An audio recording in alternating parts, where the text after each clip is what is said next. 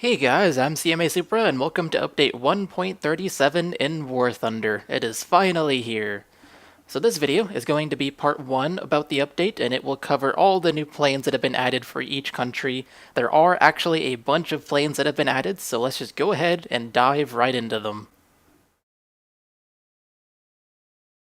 The first plane that has been added to the Americans is the P-400, which is similar to the P-39 Airacobras already in the game, except the 37mm cannon is replaced with a 20mm cannon. They also get the F9 F2 Panther, which according to the in-game stats is exactly the same as the F9 F5 Panther that was already in the game.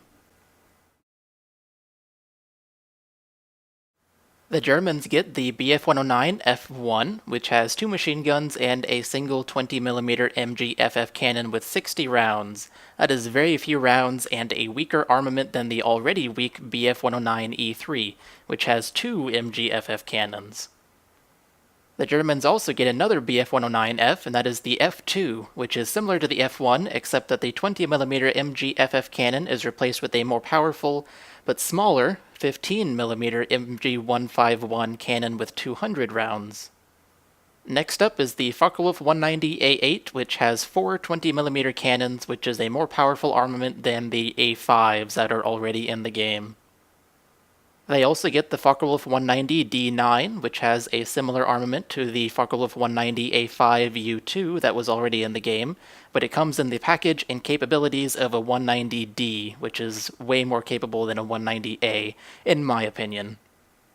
Lastly, the Germans get another Duck. It's another HS-129, and this is the B3, which is similar to the B2 that was already in the game, but instead of your typical 20mm cannons on the front, it has a massive 75mm cannon with 13 rounds. As Tweety Bird would say, holy crap. The first new plane that the Russians get is the Yak-9U, which has the weak armament of the Yak-3 with only 2 machine guns and a single 20mm SHVAC cannon, but in the package and capabilities of a Yak-9P. They also get the Yak-9UT, which has 2 20mm cannons and a single 23mm cannon, but can be upgraded to have a 20mm cannon with a 45mm cannon at the same time. There is also a new MiG-315, which is the MiG-315BK, which is the same as the MiG-315 that was already in the game, but has 5 machine guns instead of 3. There's also a new I-plane, which is the I-185M82, which is just another monoplane for the Russians. It's really nothing special. The last non-premium plane that the Russians get is the LA-9, which has 4 23mm cannons and is faster than both of the LA-7s that were already in the game. Lastly, the Russians get the premium Focke-Wulf 190D9, which is exactly the same as the non-premium Focke-Wulf 190D9 that the Germans get, but this one costs over 7,000 eagles.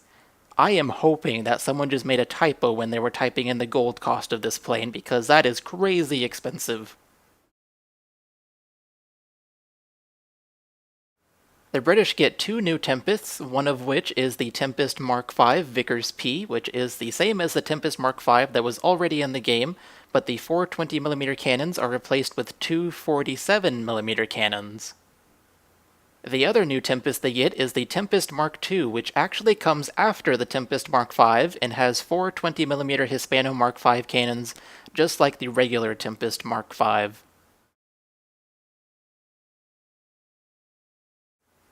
The first new plane that the Japanese get is the A6M3 Mod 22 Ko, which is basically the same as the A6M3 Mod 22 that was already in the game.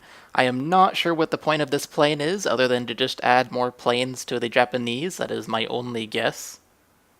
They also get the A6M5 Otsu, which is the same as the premium A6M5 Ko, but the 2 7.7mm machine guns are replaced with a single 7.7mm machine gun and a single 13.2mm machine gun. Again, I am not sure what the point of this plane is.